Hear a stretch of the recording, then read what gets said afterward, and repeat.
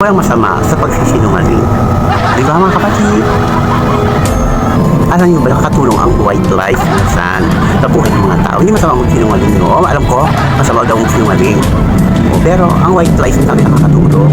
Maraming tao yung mga magkumari na nakita mo yung jowa niya ay kinabit ni kumari, nagnandiyan sila o yung ginawa niya sa mga din. Pwede mo pagtakpan lang yung kumari, kaibigan mo din para wala namang kaaway at wala magsisiwalay na mag-asawa. Ganun lang yun. Kung kailang pagtakpan mo ang mga ilang bagay sa buhay katulad doon, pagtakpan mo para walang mag-aaway, walang maghihiwalay at walang masisirang pamilya.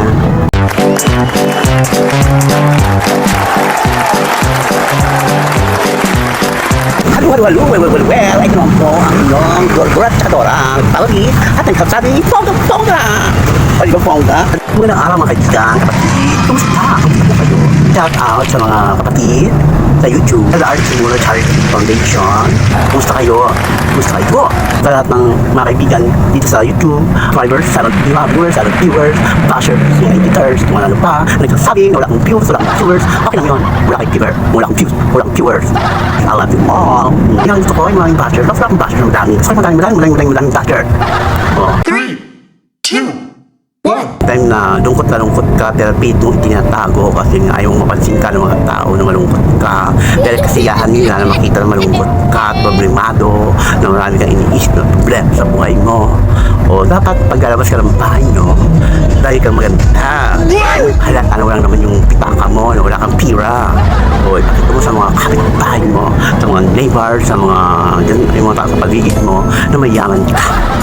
O na marami kang pera, na maganda ka, na hindi ka nagkukulang sa sarili mo sa buhay mo, na kumakain ka ng tigit sa 3 beses sa isang araw. O mo sila pansipin. O kasi ang gusto nila ay makita ka na naghihirap para kain yung gano'n. Kaya dapat kapag white light ang tawag. O gano'n lang yun. O minsan wala kang ulam, ang ulam mo lang ay bagoong. Pag tinanong ka ng kapitbahay mo, anong ulam nyo? Sabihin mo, lechon. Kahit na bagoong ang ulam mo. O, para kumbaga sa ano para wala hindi ka na pagtawanan pagtalikod mo. O pagtalikod mo, ka walang kanila. O sabi nila lang wala kang pera. Nako. Kaya pag tinanong kanila, may pera ka, sabi mo, madaming. Pag sabi ng pautang, hindi ka mo ako nagpapautang. Bawal ka mo yun, basta magpautang. O diba? Kaya ang totoo wala kang pira. O diba? Ganun lang yun. Kaya yun nga yung mga white lies ang tawag doon. O para kahit pa paano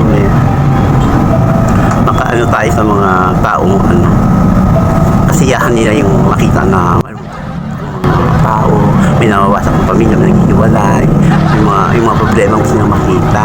O, kaya walang masama sa pagsisinungaling. Di ba mga kapatid?